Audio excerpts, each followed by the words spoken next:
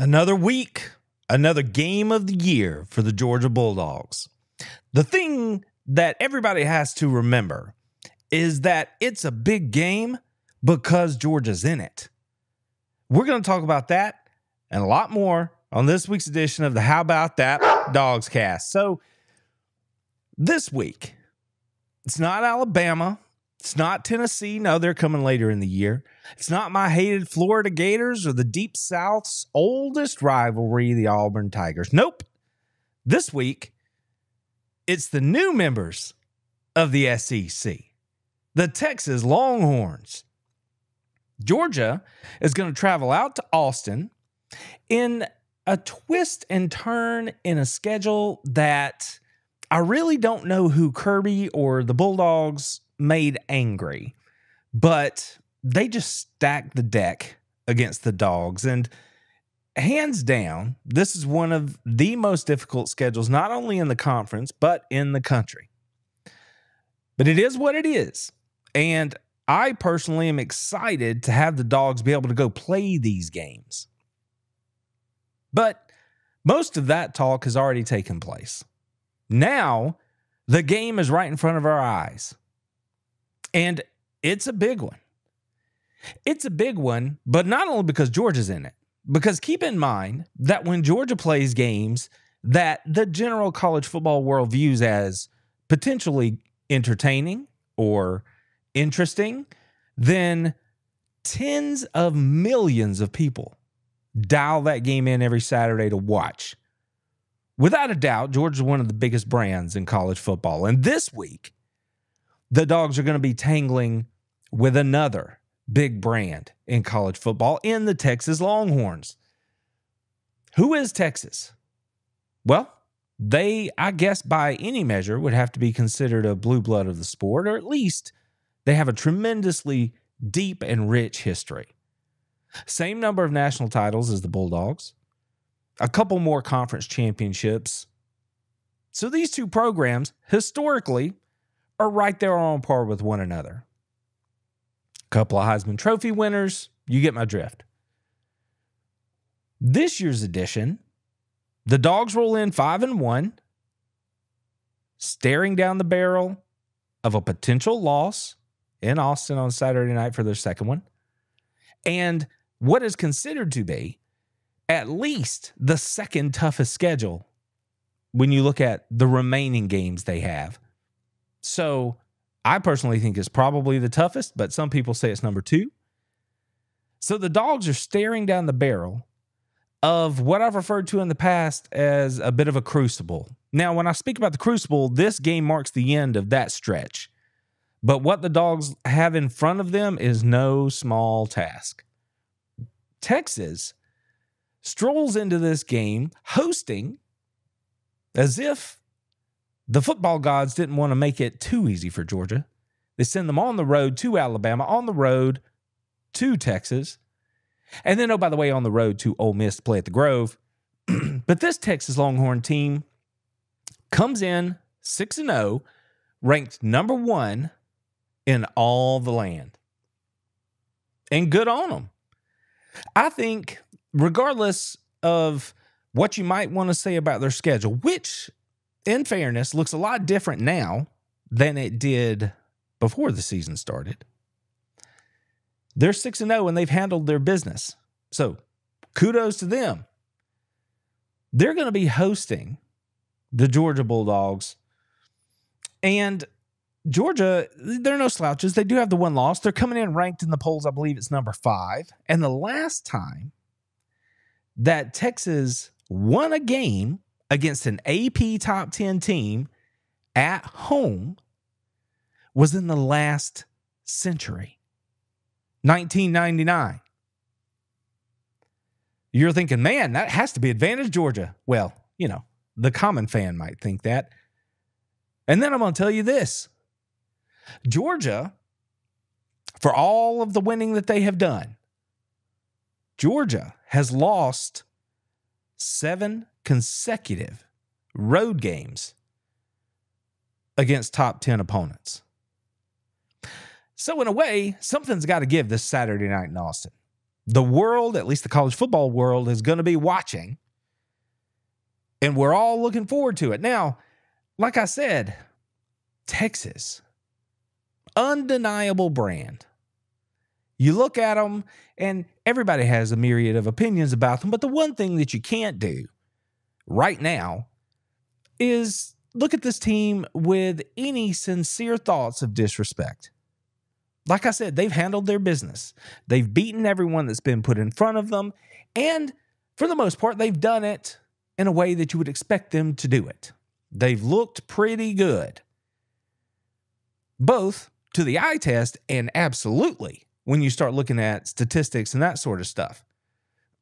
But that's where you have to back up just a little bit, and you have to think about exactly what it is that Texas has accomplished so far. Now, we're going to talk more about Texas just a little bit later, because tonight, the first part of this show that I want to spend time focusing on something that maybe I'm going to have to explain just a little bit. I don't think it's going to take much. But at this point in the year, the Georgia Bulldogs have already started their college football playoff run. That's right. The college football playoff is here. And I mean, it's here right now for the University of Georgia. Now, you might simply look at that and say, well, yeah, Randy, they already have a loss. That means that they're behind the 8-ball. And if they don't win, well, their margin of error is gone as far as getting into the 12-team playoff. Well, that's not exactly what I'm saying, because that's not exactly the truth. Even if the Dogs were to lose this game on Saturday night, which they very well might, it doesn't end their hopes of the 12-team playoff. Shoot, it doesn't even end their hopes of having an opportunity to play in the SEC championship game. But I'm sure that if you've been around, I don't know, Southern life for any extended period of time, and certainly if you've been around Texas football or watched them play, you've probably heard the phrase, the eyes of Texas are upon you. Well, that's a glorious phrase, but for this week, I'm going to spin it and let you know that heading into this matchup, at least from where I'm sitting and everything that I have seen so far in the run-up to this game, I want to let you know that all eyes are on Georgia. Now, you're going to say, wait a minute. That doesn't seem to make a whole lot of sense.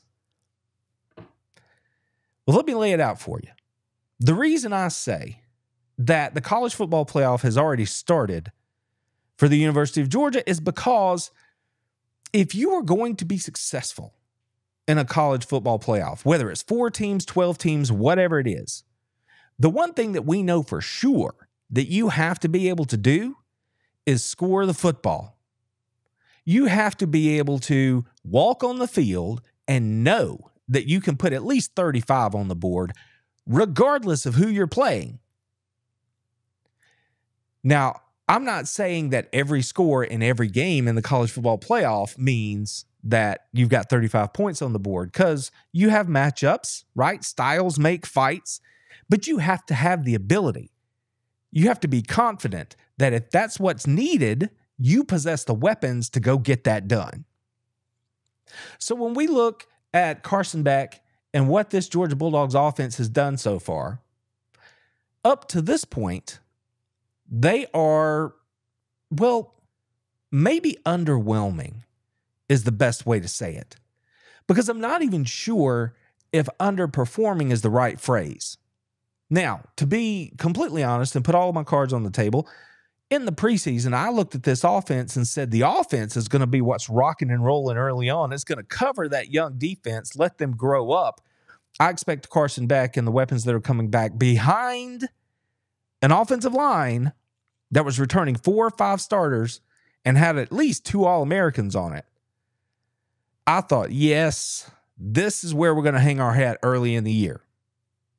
I said, I think they're going to average 40 points a game. Well, halfway through the season, the Dogs are averaging about a touchdown less than that. It's like 33.5. There are a lot of reasons for that. This show is not going to go into all those reasons, but I can tick through them pretty quickly. You've had attrition, both through injury, through incident, through bad choices. You've had a melding because you did bring in key pieces that you expected to be able to contribute on the offensive side of the football that are taking longer than we thought to meld together and look the way we thought they might look. Some of this has contributed to the heat that maybe Carson Beck has taken. Wide receivers not running the right routes, not being where they're supposed to be all the time. A run game that, even though Kirby says has been efficient and he's happy with it, is not what Georgia fans envisioned when they thought about explosive running backs running behind an offensive line that, I will remind you again, was returning 4 starters and had at least two preseason All-Americans on it. It just hadn't looked that way. So I'm going to go with underwhelming. That's what I'm going to go with. And at this point in the year, 6 games into a 12-game regular season, so you're halfway through. You're about a third of the way through what you hope you're going to do this year, right? You hope your team makes it to the end, gets through the playoffs, then you're playing like 17 games. So through that metric, we're about a third of the way through. But I'm going to go with halfway through because you're only guaranteed 12 Saturdays.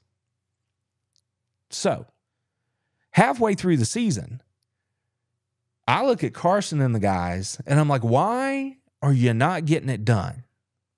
We could drill down position by position. I could give grades, but I don't want to. Because at the end of the day, I think it's pretty simple.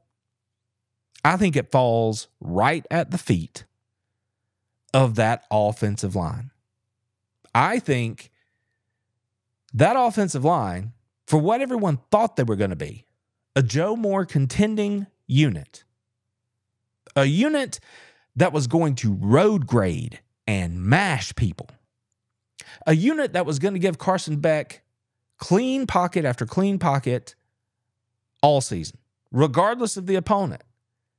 That's really what we had been led to believe. That's certainly what I thought. That's not what we've seen. And when things are out of sorts along that offensive line, whether it's due to injury, whether it's due to miscommunication, whether it's just not strapping your chin strap up tight enough and getting after it the way you're supposed to, which has happened, shockingly, for me, you get the results that we've seen. Now, some people, they just want to blame the coaches and that, but there's way more to it than that. In fact, you would have to give credit from where I'm sitting to not only the offensive coaching staff, but to Carson Beck. And I know that seems like it doesn't make any sense, but when you're talking offensive football, the two people that are the lightning rods and draw the most attention would be your offensive coordinator and your quarterback. Well, I'm just here to tell you that regardless of how messy it may have looked at times this year, those two guys have done a lot to get Georgia to where they are in spite of all of the other issues that have started along the offensive line and then filtered their way out through the other units. And yet Georgia still sits here at 5-1. So the question is, can Georgia, when you look at the rest of their schedule, you definitely have Texas in front of you Saturday, number 1 team in the country, a top offensive unit, the top defensive unit statistically in the nation, sitting right there in front of you. And then you've got Tennessee, who on not in order here, who on reputation is an offense that you're going to have to go score against. And you have Ole Miss sitting out there in front of you, which is another offense that you believe is going to be able to score. When you're looking at that, and you're looking at what Georgia has done so far, then I think maybe this starts to become more clear for you that Georgia's college football playoff is right now. Every player, every coach, every fan should view it that way from where I'm sitting. Kirby, it's weird to hear him talk at the press conferences, especially this week. Not because he's saying anything too outlandish, but because he keeps repeating the mantra that what it comes down to this season, not just for Georgia, but for all of college football, is the long game. Can you survive, get into the dance, and be in a position to win the thing? I'm of a couple of different minds here on this. I think you can absolutely look at this University of Georgia team right now and say, yes, they are better. They are improving.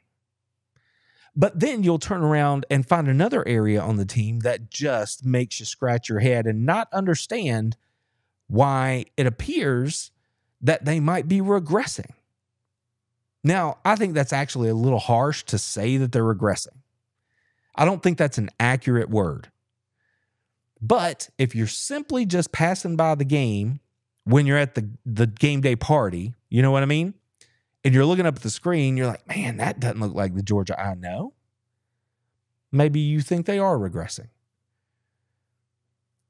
But again, I'm not sure that even though I do believe that they are improving, because the parts are swinging and missing here, there, and yonder for all sorts of reasons, they're just not in sync. I think that's just, I know it's a boring truth, but I think it is a truth. Now, that takes nothing. I'm not trying to say that the offensive line, the wide receivers, the running backs at times, Carson Beck at times, play calling at times, they've all had their areas where they just simply weren't good. But that just feeds into this thing that gets you an offense that appears to be missing a gear here or there. You know, they're efficient, but they're not what they could be. That's just the feeling that seems to permeate the fan base when we're talking about this offense. And I'm just saying that if we move through these games, you see what's in front of you. Texas on Saturday, then you have Ole Miss on the road a little bit later, then you have Tennessee coming into Athens. The Dogs have to get it right. They have to start clicking, and we have to know, they have to be confident that when they step on the field, they can score. Now, we know that they can score. We saw them in a race to 40 against Alabama. And I want you to remember that. Because for every time that it doesn't look right, there are examples all across the schedule where you can say, no, they can go score. Especially the last 3 weeks, it certainly looks like they're capable of scoring. Here's a number that sort of adds to this equation a little bit, because if you're not really paying attention, it's one that's going to slip by you. And that is that Georgia, up to this point in the season, has passed the football 56% of the time. Now, you know that for the most part, when you think Kirby Smart and Georgia football, you think we're going to run it when we want to. We're going to be physical along both lines of scrimmage, and we're going to play great defense. That's the base. That's the model. We're going to do basic stuff really well, and we're going to beat you up. And this Georgia team has thrown it 56% of the time. And they appear to be leaning into it a little bit. A Mississippi State team last week came into Athens having not been good against the run all season. And Georgia didn't blow the doors off in the run game against that unit. Instead, they chose to have Carson Beck throw it almost 50 times. Now, I'm not sitting here and complaining about that, because I also sat here just a few weeks ago and told you that if Carson Beck is the guy, if he's the guy you believe he is, and you believe that you have advantage in the pass game, let this cat go run that offense. Let him go. Turn it loose. Put it in his hands. Awesome. Great. Maybe that's what they're doing. But you still have to be able to run the ball, and you still have to be able to protect, which is why all of this comes right back to the offensive line for me. Now, this week, I don't expect that Tate Ratledge is going to be back. I think Jared Wilson will be. So we'll see exactly what that means along the offensive line and who plays where and that sort of stuff. But you have to be hopeful that if those guys are coming back, like Wilson is back, that maybe you'll have a little bit more consistency in there. You get a little more push. We'll just have to wait and see. Because when you think about what it is that Texas has done on defense, regardless of what Carson Beck and the offense is doing, well, then you're going to shake your head. When we get to these numbers later, you're really not going to believe it. You're not going to believe just how good they have been so far. But there's probably a reason for that. Again, think about Georgia throwing the ball 56% of the time.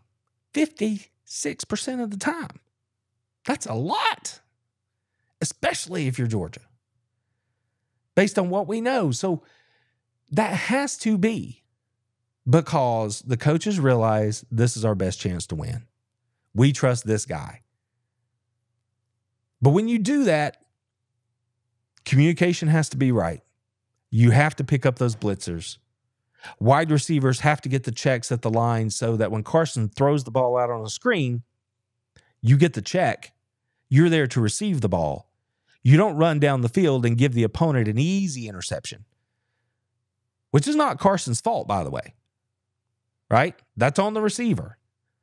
Interception nonetheless, just like what happened against Alabama.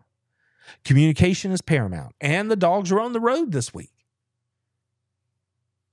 So the work being done at practice really, really has to matter this week. Now, there's no doubt that Texas deserves to be ranked number one in the country. They absolutely should be the favorite in this game. What you have to start to think about, though, is, does it matter? Does it matter at all? Does it matter to anybody inside the football program? Can they use it for motivation? Do they need it?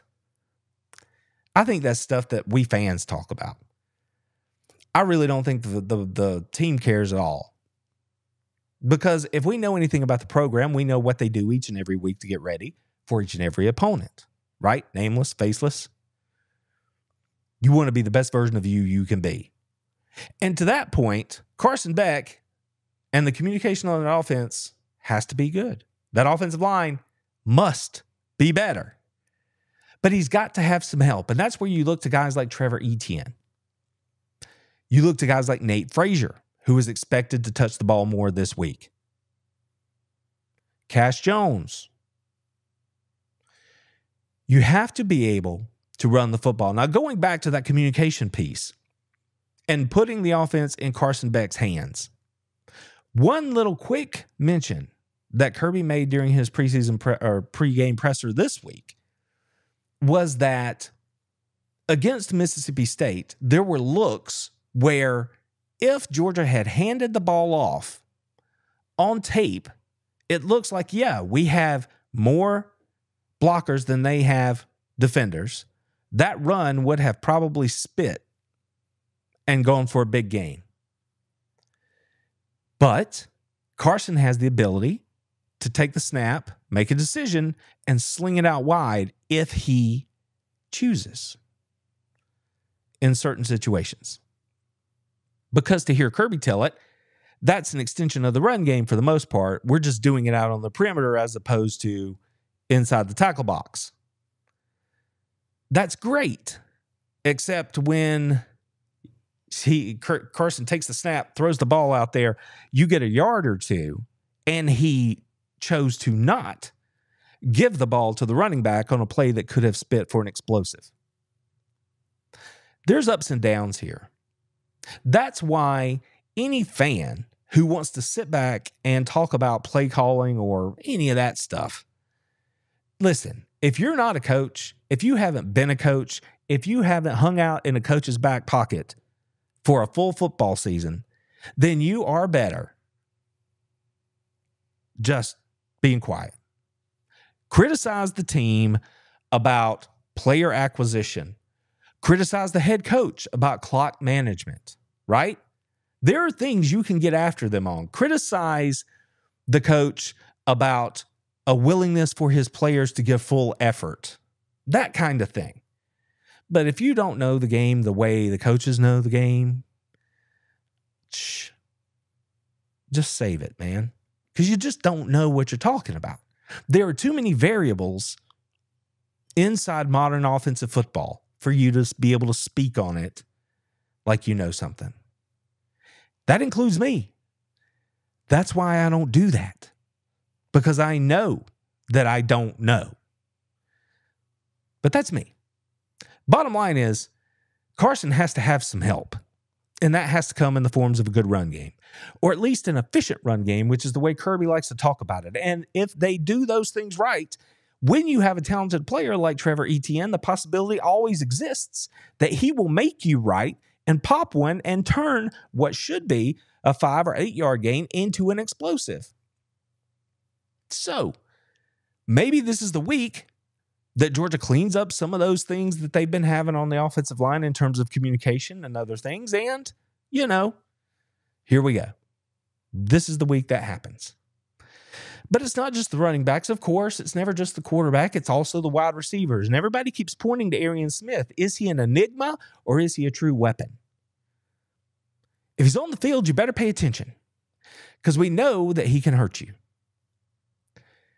Of course, it is well documented that Arian has also had issues being consistent with his hands. Now, I have nothing more to say about Arian Smith other than to say that I'm rooting for the kid. I want him to do well, both for himself and for the Georgia football program. It'll mean good things if Arian's doing well. But especially when you look at the attrition that's occurred in that room, there are still players over there. That is not the problem. But when you have a threat of a run game, when you have an offensive line performing at the level at which they need to perform, and a quarterback having time to make the reads the way he wants to, you have an opportunity for that Georgia offense to do some things. Arian's a part of that. And he needs to come out, play well fast. He needs to get the ball in his hands early, get that confidence rolling, because we've seen that he can do it. But he's not alone. Dylan Bell, another cat that, is a playmaker when given the opportunity. But it all has to come together. And I think the theme that you're hearing here is that so far this season, it just hasn't. And that leaves you with a real question if you're a Georgia Bulldogs fan. There are players here to get the job done. Why hasn't it happened? Up to this point, I could sit here and continue to try to explain and lay it out why I think it hasn't happened. But at the end of the day, anybody who's not a Georgia Bulldog fan is going to look at that and go, you're just making excuses. Now, the people who are here all the time, y'all know I'm not. You guys know that the track record's pretty good about when I tell you something's going to happen. Generally, that's how it goes. But here's what I can say with absolute clarity. We're halfway through the season. 12-game regular season. The Dogs are 5-1. All I know is what you show. And to this point, the Dogs have shown me not enough to give me 100% confidence that they can do any of the things that I believe they're capable of. Georgia hasn't shown me what I need to see offensively or defensively, and specifically along the offensive line and in the run game, to let me think that Georgia is going to be able to navigate Texas, Tennessee, Ole Miss, maybe even a feisty Georgia Tech at the end of the season. They've been known to score this year. So, yeah, Georgia's college football playoff is already underway. There's no need to wait and see if they make it into the 12-team playoff. There's no need to wait and see where they're slotted. None of that matters. If you're a Georgia Bulldogs fan, just go ahead, bust out the black and gold, the colors of the CFP as part of your game day celebration this week. Because Georgia has to be able to score the football, and they have to show up in the way that they have shown up in the past when it comes to their big marquee matchups. If they're going to have a chance to win on Saturday night and then potentially play for bigger things down the road. While we're talking about it, I think here's a good point to mention that in these big marquee games, Georgia's last 7 games against AP top 5 teams, they have gone 6-1, with that one loss being Alabama earlier this year. They have averaged 42.6 points per game. They've only allowed 19.1 points per game. They've put over 500 yards of total offense on the board on average. And they've had a turnover differential of +7. Now that speaks to a couple of different things. That speaks to the fact that Kirby Smart knows how to get his teams ready for big games. That speaks to the fact that when the money's on the table, Georgia's been there. They know how to show up, and they know what it takes to get the job done. We know that they're not going to shrink from the spotlight. There is no stage. Texas, Alabama, the national championship game, too bright for this Georgia Bulldogs football team. At the end of the day, this game, like any other game this Saturday, is going to come down to the execution and who beats themselves. But this is the point where we can sort of start to turn our attentions toward Texas and talk about them a little bit more specifically. Because we know Georgia can get it done. We know that if they are, in fact, in their college football playoff right now, and to me, that means they have to be able to score the football. We know that they can, or at least historically, they have. Even in the loss earlier this year at Alabama.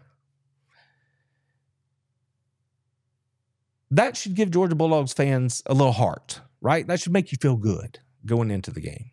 Belief, proof of concept. There's a track record of your team doing it the right way, showing up and getting the job done.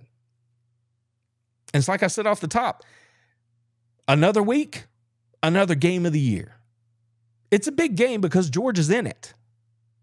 That's why it's a big game. This week, it just so happens to be the Texas Longhorns on the other side. Now, let's just look at Texas. And y'all know how I get down on this channel. This is not a channel where I'm going to take you through all the box scores. I'm not going to sit here and tell you some statistical breakdown about who and what these teams are. That's not how we do it. But here are a few things that are true. Texas is 6-0, and they have averaged 43.2 points per game in those 6 victories. When people think about Texas, at least the people that I've talked to this week, because I hate to break it to Texas or any of their fans, Georgia hasn't cared about you until this week. That's just the reality. But now that you're here, 43 points a game, 6-0, we look at who you've played. We're like, okay, Michigan's on there. It's a bad team. Mississippi State's on there. That's a weird team. Oklahoma's on there. That's your big rival. 6-0.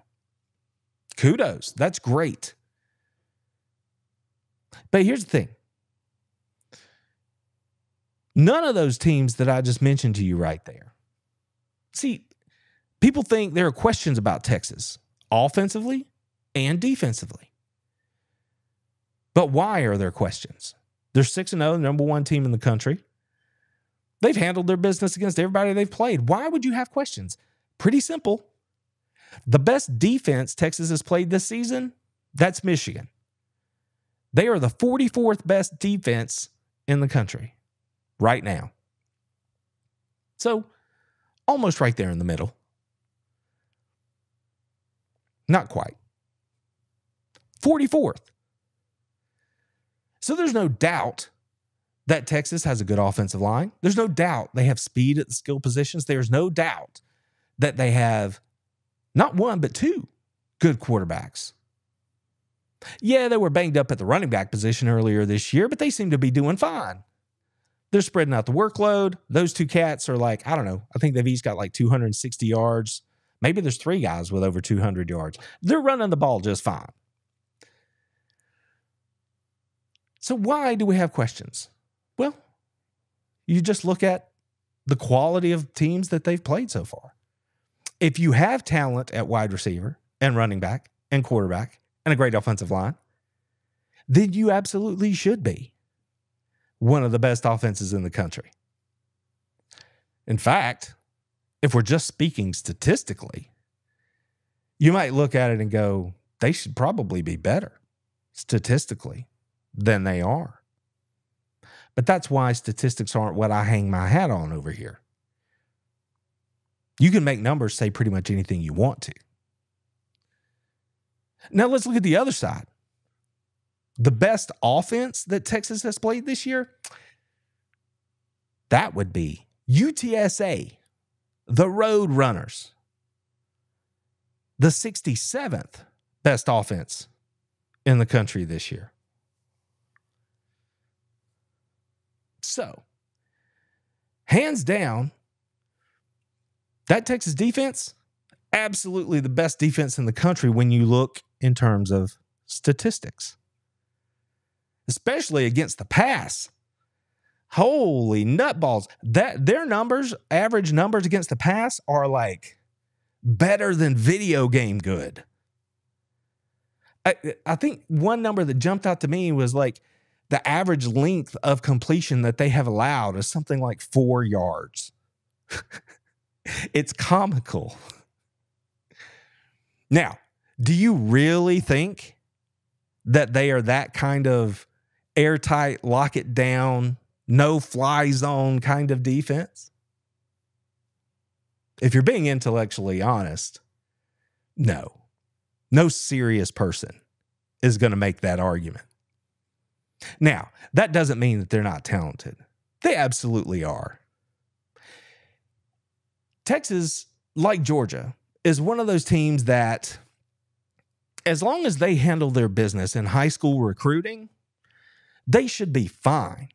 Like, better than fine. Okay?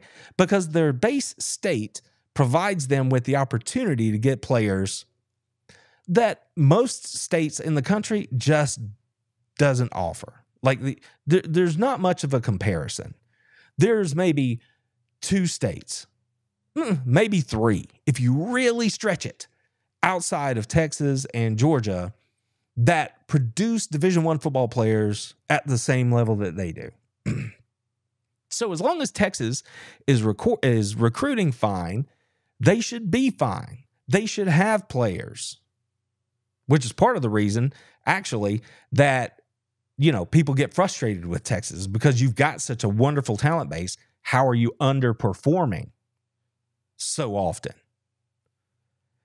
I mean, it wasn't until last year nobody had thought about Texas, didn't care. They had been so bad for so long. I don't know that bad's the right word. They just hadn't played any games of consequence for such a long period of time. But that's different now.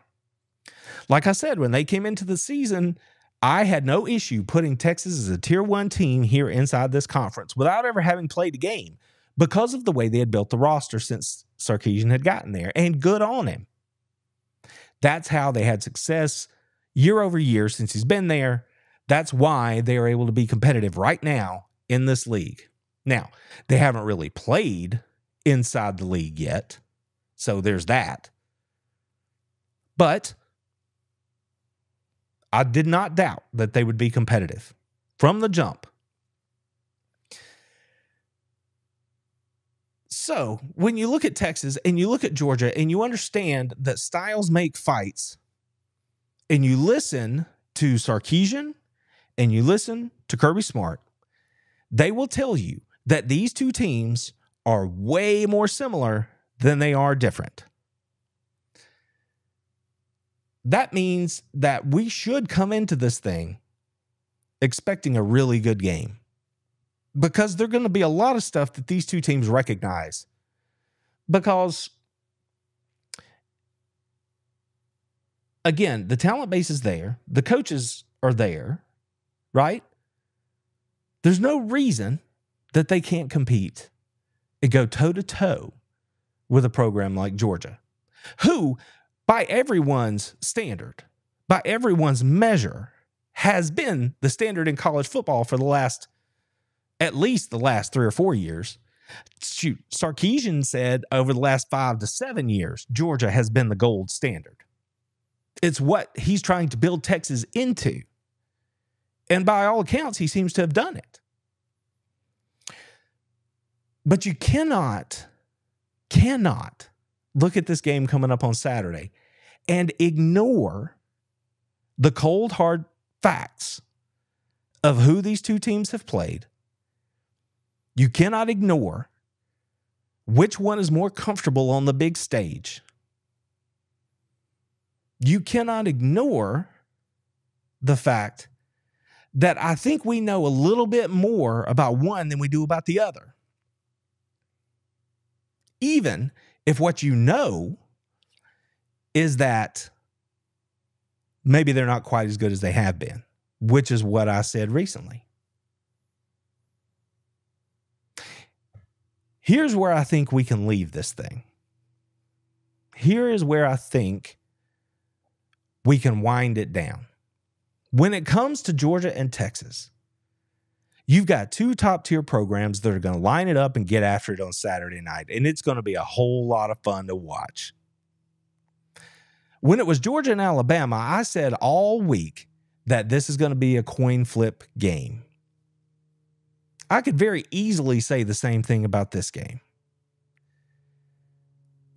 I expect that it's not going to be a blowout in either direction. Now, I guess you can set your own gauge of what you think a blowout is. But the possibility exists because styles make fights. It could get away from one of these teams. That potential is there. The fact of the matter is that Georgia will not have faced a team that's this balanced, that is this solid from top to bottom in all three phases of the game, as they will face in the Texas Longhorns, led by Quinn Ewers, this Saturday. And they have to go on the road to do it. There's also no question about the fact that the Texas Longhorns have not faced an offense with the capability of the Georgia Bulldogs offense that they're going to face on Saturday night, regardless of anything I said about what they've done to this point. I've tried to tell you, it has been a leaky ship for the Dogs.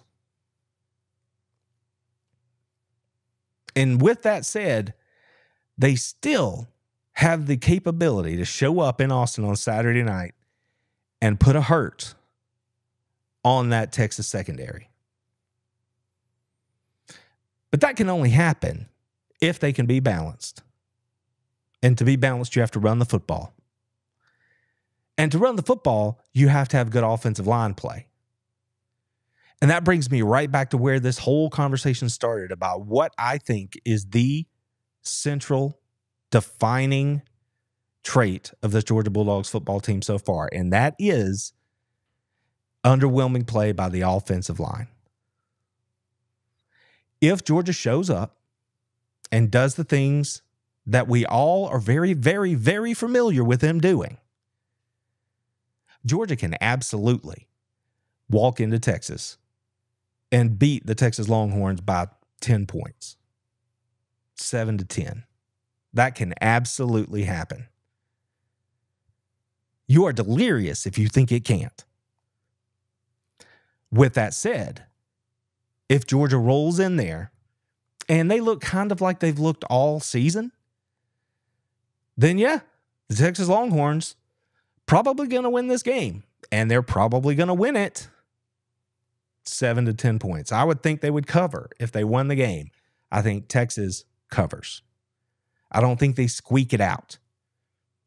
I don't know, as college football fans, if we can expect yet another really good game between two teams where you are really hoping that you're going to have a really good game.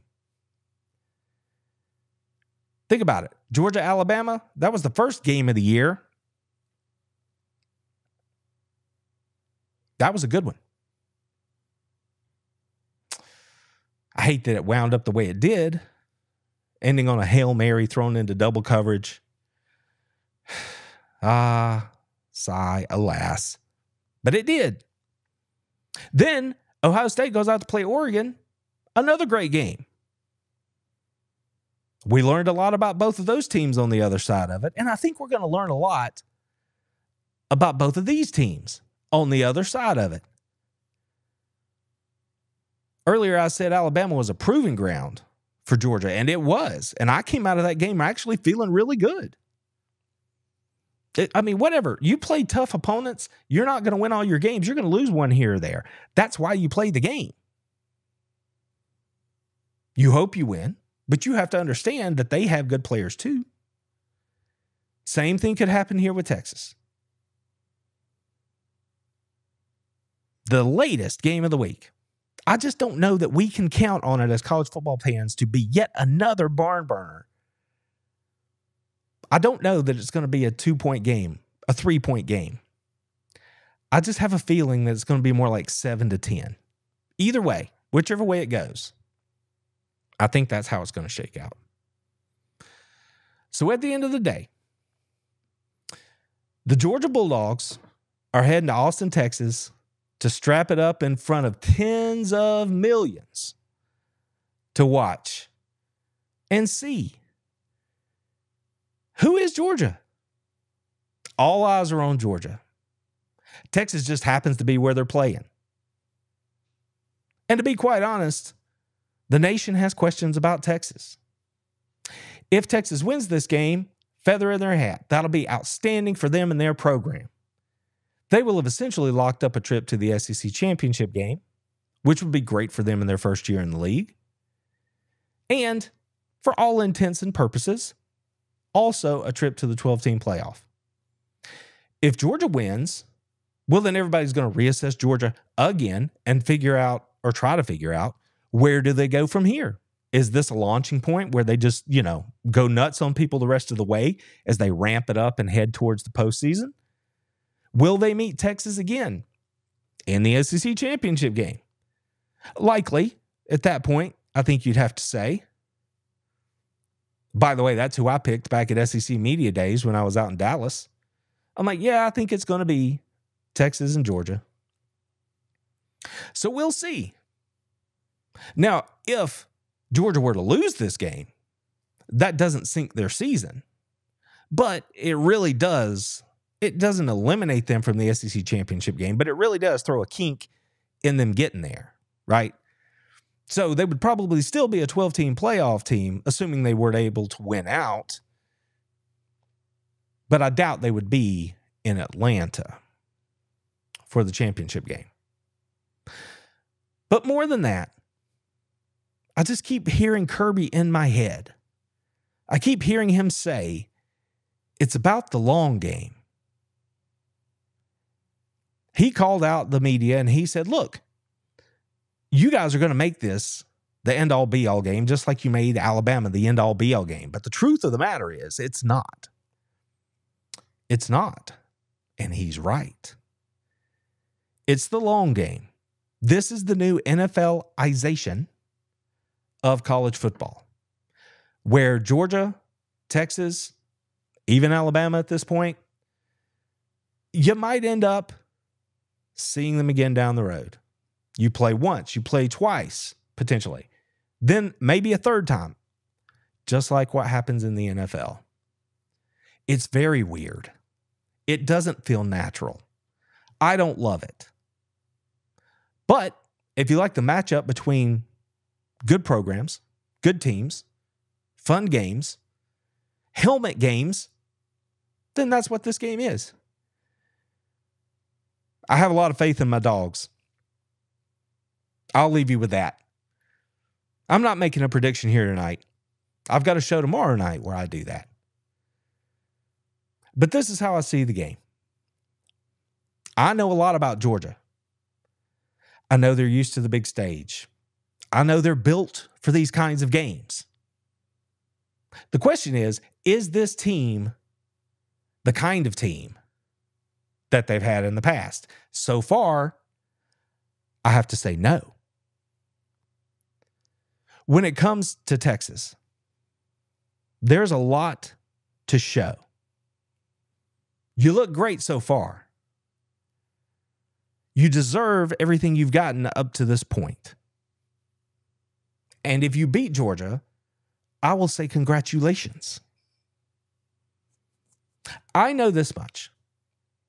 Kirby said when he looks at this Texas Longhorns team, a very confident and relaxed sounding Kirby, by the way, on Monday.